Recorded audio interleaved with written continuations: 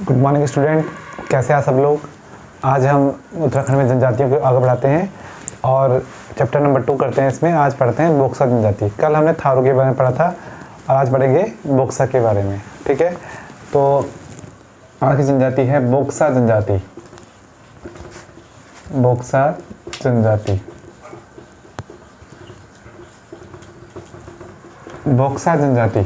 ठीक है, बोक्सा जनजाति हमारे निवास कहाँ करती है हमारे उत्तराखंड में, तो बोक्सा जनजाति करती है निवास। बोक्सा जनजाति कहाँ पाई जाती है ज़्यादातर। ठीक है, तो ये पाई जाती है ऊधम सिंह नगर के काशीपुर, बाजपुर, किच्छा, ऊधम सिंह नगर के काशीपुर, बाजपुर, किच्छा, गदरपुर,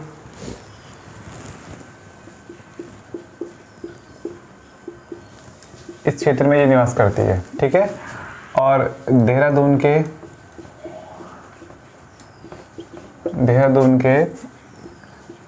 सहसपुर,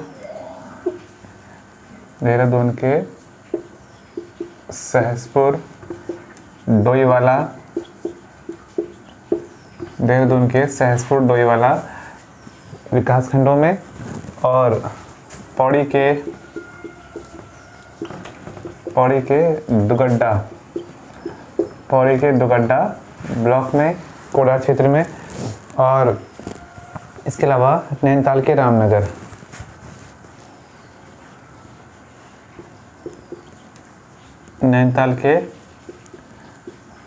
क्षेत्र में ये पाई जाती है। ठीक, तो ये इन जिलों में ये देखने को मिलती है बोक्सा जनजाति। और जो बोक्सा बहुल है ऊधम सिंह नगर और नैनीताल खासकर उसे बुक्साड़ कहते हैं। ठीक है, तो बोक्सा बहुल क्षेत्र जो है उन्हें कहते हैं बुक्साड़। तो इनके लिए एक शब्द प्रयोग किया गया है बुक्साड़, जो कि बोक्साओं की अधिक संख्या को बताता है। जहाँ पर बोक्सा अधिक संख्या में रहते हैं उसे इस स्थान को कहते हैं बुक्साड़ कहते हैं उस स्थान को। ठीक है, और बुक्साड़ शब्द का प्रयोग हमारे हिस्टोरिकल बुक में किया गया है आईन अकबरी में। एग्जाम में आएगा आईन अकबरी में बोक्साओं के लिए किस शब्द का प्रयोग किया गया है, तो आईन अकबरी में बुक्साड़ शब्द का प्रयोग किया गया है। ठीक है, आईन अकबरी लिखी थी अबुल फजल ने लिखी थी आईन अकबरी, और उसने बोक्सा बहुल क्षेत्र को या बोक्साओं के लिए बुक्साड़ शब्द का प्रयोग किया है। एग्जाम में आएगा आईन अकबरी में किस जनजाति का वर्णन है, आपको बोलना पड़ेगा वहाँ पर बोक्साओं का वर्णन है।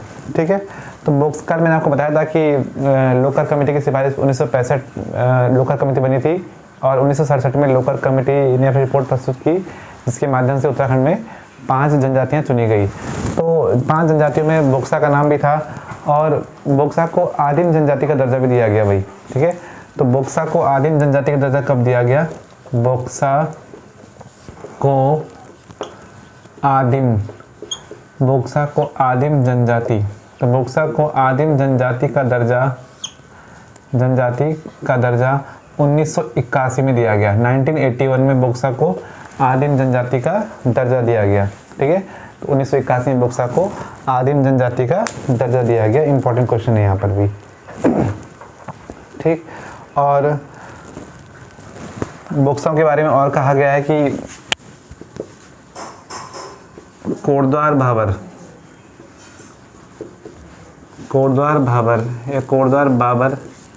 का निर्माता किसे कहा जाता है, कोटद्वार बाबर का निर्माता कहते हैं बोक्साओं को। ठीक है, तो बोक्साओं को कहा जाता है कोटद्वार बाबर का निर्माता। ठीक है, चलिए आगे बढ़ते हैं इसमें बोक्साओं के बारे में। बोक्सा स्वयं को पंवार राजपूत जन मानते हैं आपको। ठीक है, तो बोक्सा स्वयं को क्या मानते हैं, पंवार राजवंशी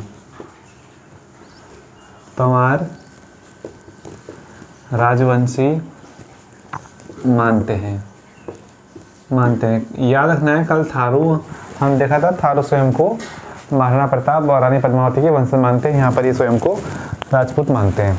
ठीक है, आगे बढ़ते हैं इसमें।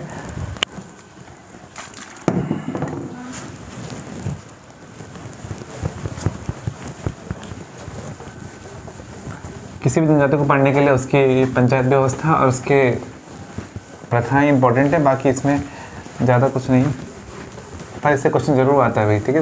इसको डीप से पढ़ लेंगे और क्वेश्चन ऐसे आने की संभावना पूरी होती है। तो 5 जनजातियाँ हैं ये सिर्फ, उनको पढ़ने में कोई दिक्कत नहीं होनी चाहिए।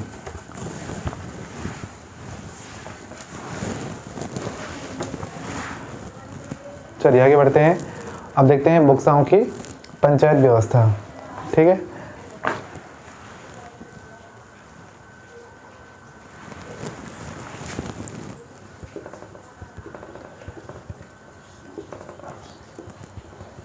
पंचायत व्यवस्था बोक्साओं की, कल हमने पढ़ा था कि थारू में एक पंचायत व्यवस्था कैसी थी, आज हम पढ़ेंगे बोक्साओं में पंचायत व्यवस्था। तो ये पंचायत को ये तख्त कहते हैं, क्या कहते हैं? तख्त, तख्त या तख्त कहते हैं, तख्त। तो तख्त कहते हैं ये पंचायत को, पंचायत को तख्त कहते हैं ये, ठीक। और पंचायत के जो मुखिया होता है उसे कहते हैं ये, पंचायत के मुखिया को कहते हैं प्रधान, ठीक है। तो जो प्रधान होता है, प्रधान को ये प्रधान जी कहते हैं, प्रधान, ठीक है। तो प्रधान को ये प्रधान कहते हैं। और फिर पंचायत के जो सदस्य होते हैं दरोगा, मुंशी और सिपाही होते हैं, ठीक है। तो दरोगा, मुंशी और सिपाही, दरोगा, मुंशी और सिपाही ये पंचायत के सदस्य होते हैं। दरोगा, मुंशी और सिपाही पंचायत के सदस्य होते हैं ये, ठीक है। तो बस इसमें एक ही इम्पोर्टेंट है कि पंचायत को क्या कहते हैं, ये इम्पोर्टेंट है, इसको ध्यान रखेंगे बस आप लोग कि बोक्सा पंचायत को क्या कहते हैं, ठीक है, तख्त कहते हैं। चलिए इसके बाद बात करते हैं इनकी सामाजिक व्यवस्था की, विवाह प्रथाओं की, ठीक है। तो यहाँ पर बात करते हैं विवाह प्रथाएं। छोटी जनजाति है ये, इसमें इतना कुछ है नहीं जितना जौनसारी और भोटिया और थारू में है। विवाह प्रथा, ठीक है। तो इनका विवाह जो है, इस समाज में बहुल विवाह और एकल विवाह का प्रचलन है, ठीक है। एकल विवाह,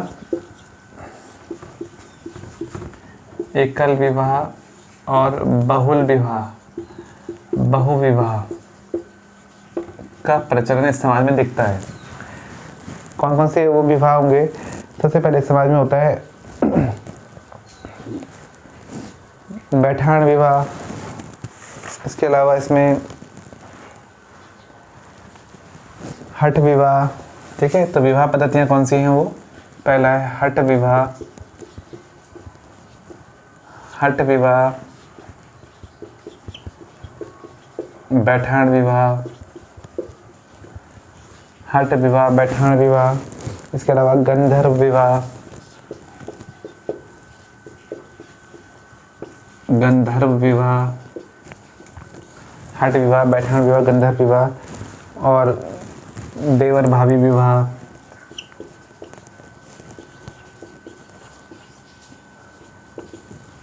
देवर भाभी विवाह, ठीक है। क्रय विवाह, क्रय लेन देन होता है, क्रय विवाह, वधु मूल्य दिया जाता होगा इसमें भी, क्रय विवाह, ठीक है। इसके अलावा सहपालन विवाह, सहपालन विवाह। तो जनजाति है अपने डिफरेंट कल्चर के लिए जानी जाती है, तो ये आपको ध्यान रखना है, ठीक है। और इसमें बैठान विवाह इंपॉर्टेंट है, बस वही पूछेंगे एग्जाम में, बैठान विवाह। तो बैठान विवाह का प्रचलन किस समाज में है? बैठान विवाह का प्रचलन किस समाज में है? बोक्सा जनजाति में है, ये आपको ध्यान रखना है। बाकी अंदर से तो कुछ पूछेंगे इसमें से, ठीक। आगे चलते हैं, बात करते हैं सामाजिक व्यवस्थाओं की। नोट कर लेंगे आप लोग।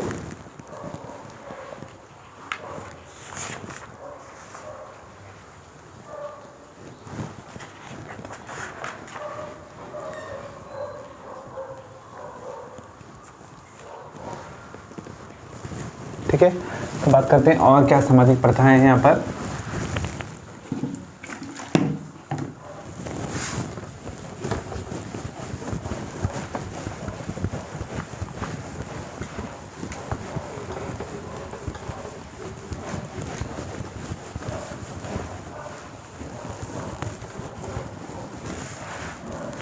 चलिए भाई बात करते हैं सामाजिक प्रथाओं की।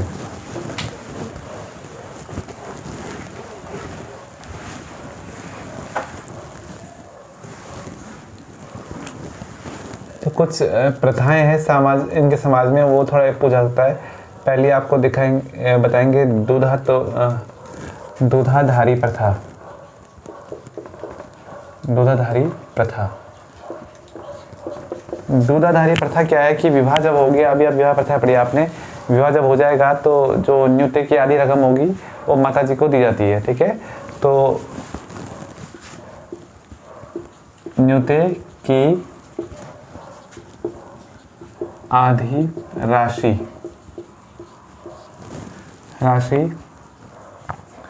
वर द्वारा माता को दी जाती है। ठीक है, तो न्योते की आधी राशि वर द्वारा माता को दी जाती है। इसमें लड़का ये बताता है कि उसने दूध का कर्ज चुका दिया। ठीक है, तो माता ने उसको दूध पिलाया था तो वो उसको दे देता है। समाज में ऐसा प्रचलन है कि न्योते की आधी रकम इसलिए दी जाती है। ठीक है, तो न्योते की आधी रकम जैसे 2 लाख रुपए हुए तो 1 लाख वो माता को दे देगा, कहेगा कि अब ये आपने दूध का कर्ज बोलते हैं इसको, तो उस तरह की है ये दूधाधारी प्रथा। ठीक है, और विवाह के दिन स्त्रियां पूजा करती हैं, छिलका भूमिया की पूजा करती हैं। किसकी पूजा करती हैं? छिलका भूमिया। तो छिलका भूमिया की पूजा इस जनजाति की महिलाएं करती हैं, शादी के दिन करती हैं पूजा ये। ठीक है, विवाहित महिला को क्या कहते हैं? बैयर कहते हैं। तो विवाहित महिला को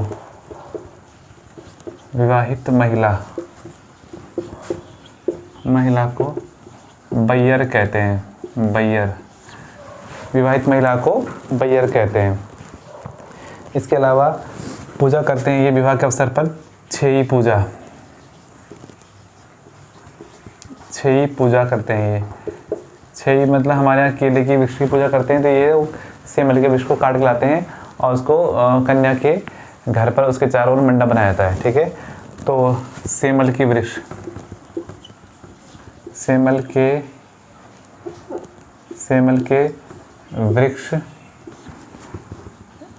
के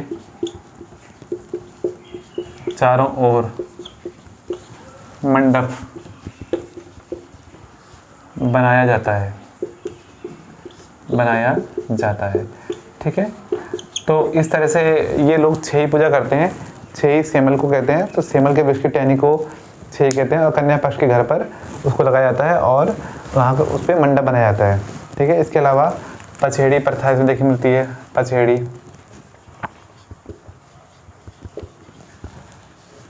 प्रथा, पछेड़ी नाम से लग रहा है पंच। ठीक है, तो जो शादी के बाद क्या होगा कि लड़की का मामा आएगा और वो 5 बर्तन देके जाएगा, जिसे कहते हैं पछेड़ी प्रथा। ठीक है, तो कन्या के मामा द्वारा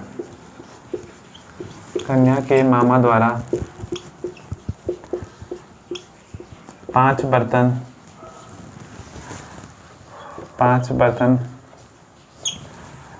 दान करने की प्रथा। ठीक है, तो 5 बर्तन दान करेगा तो पछेड़ी कहते हैं इसको। ठीक, नॉर्मल सी है, बहुत छोटी सी जनजाति है, लेकिन इसमें कुछ बातें इंपॉर्टेंट हैं। ठीक है, और सबसे इम्पोर्टेंट क्वेश्चन जो बोक्साओं का आएगा वो एक ही क्वेश्चन इंपॉर्टेंट है बोक्सा जनजाति में कि महिलाओं को पैतृक संपत्ति में अधिकार बोक्सा जनजाति में मिलता है भाई। ठीक है, तो इम्पोर्टेंट है ये लाइन, यही क्वेश्चन इंपॉर्टेंट है, उसको हम लोग ने लिखना है। देखेंगे महिलाओं को पैतृक संपत्ति में अधिकार किस जनजाति में मिलता है?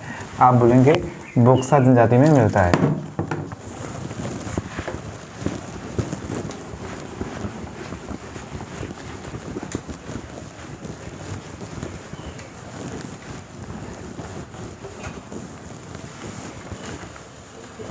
चलिए भाई देखते हैं, थोड़ा टाइम लग रहा है इसको मिटाने में।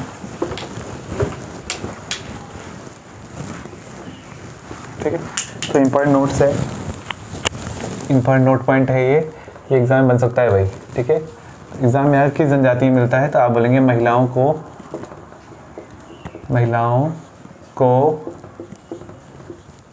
पैतृक संपत्ति में,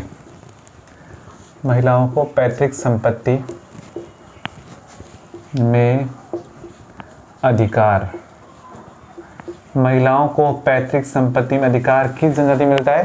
तो महिलाओं को पैतृक संपत्ति में अधिकार बोक्सा जनजाति में मिलता है। वेरी इंपॉर्टेंट क्वेश्चन, ठीक है भाई, यही क्वेश्चन बन सकता है, इससे और ज़्यादा उम्मीद नहीं है यहाँ पर, ठीक है। तो बोक्सा महिलाओं को पैतृक संपत्ति में अधिकार है, ठीक।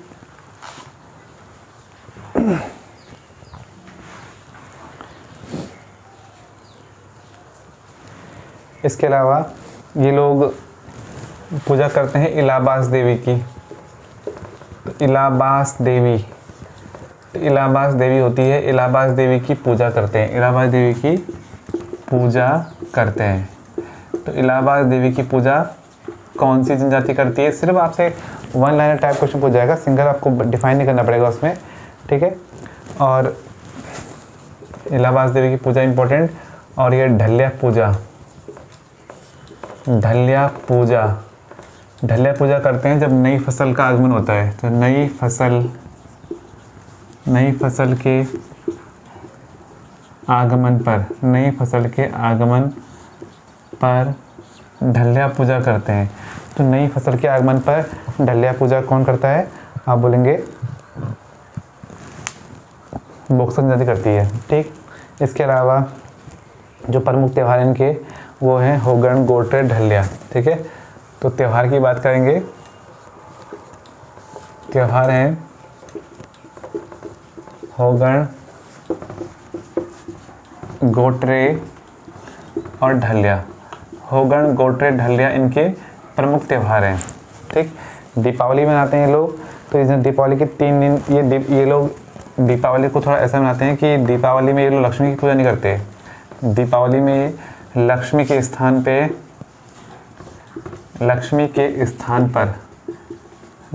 स्थान पर गोवर्धन की पूजा करते हैं ये लोग। गोवर्धन पूजा करते हैं। तो लक्ष्मी के स्थान पर गोवर्धन की पूजा करते हैं कौन? बोक्सा जनजाति, ठीक है, नोट कर लेंगे आप लोग।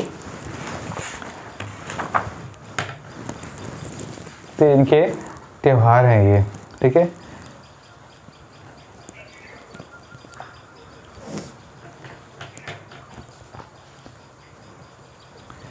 देखते हैं धर्म, देखेंगे बोक्साओं के धर्म मतलब किस चीज़ को ये फॉलो कर रहे हैं, देखते हैं।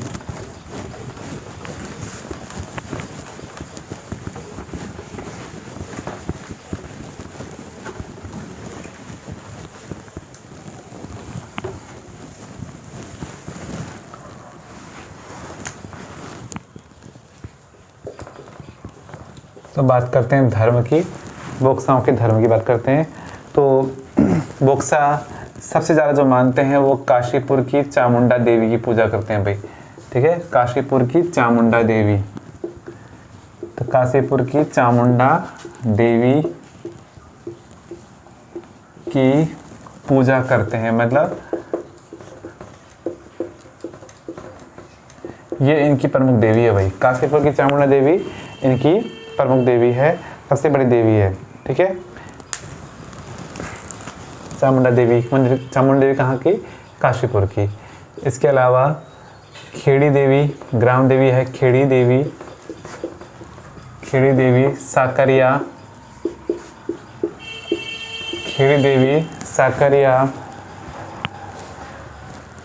हुल्का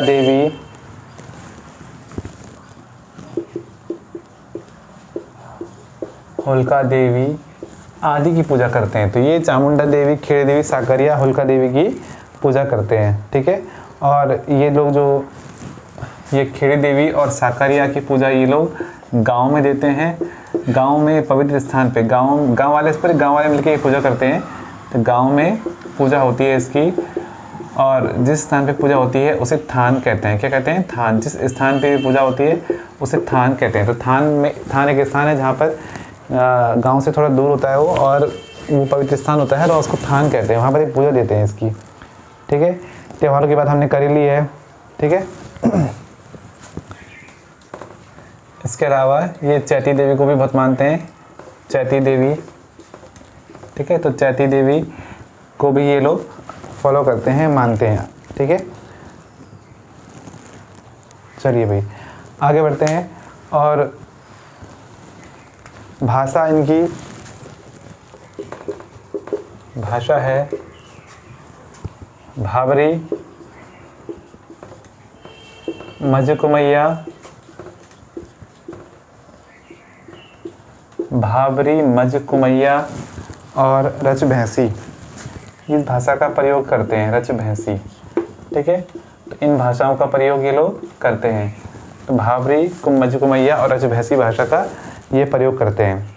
ठीक, और एक क्वेश्चन और है कि देहरादून में रहने वाले बोक्साओं क्या कहते हैं। तो देहरादून में रहने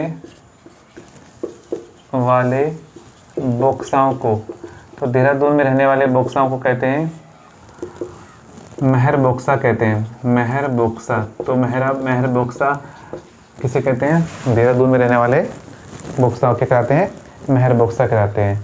ठीक है, तो ये था इम्पॉर्टेंट बातें जो थी इस जनजाति की, मैंने आपको ये चीज़ें बता दी। ठीक है, इसके अलावा मैंने यहाँ पर चैती देवी का इनका जो चैती मेला है वो इम्पॉर्टेंट है। चैती मेला, चैती देवी, कुंडेश्वरी देवी, बालासुंदरी काशीपुर में है। ठीक है भाई, चैती मेला। तो मेलों में ये चैती मेला और नवरात्रों में नौवीं पूजा करते हैं। यहाँ पर आप लोग इसको भी नोट कर लेंगे, नौवीं, हम लोग नौवीं बोलते हैं, लोग नौवीं बोलते हैं, नौवीं पूजा करते हैं ये लोग नवरात्रों में। ठीक है, तो ये आपकी डिटेल में हो गई, सभी चीज़ें इसमें आ गई हैं। ठीक है, तो ये थी आपकी बोक्सा जनजाति। तो इसको आप लोग एक बार जरूर देख लेंगे, कोई पॉइंट छोड़ा तो नहीं है इसमें, लेकिन आप लोग इम्पोर्टेंट एग्जाम के लिए जो है वो बातें मैंने आपको बता दी है। ठीक है, तो कल पढ़ेंगे एक और जनजाति को। कैसा लगा वीडियो आप ज़रूर बताएंगे। आज के लिए इसमें इतना ही।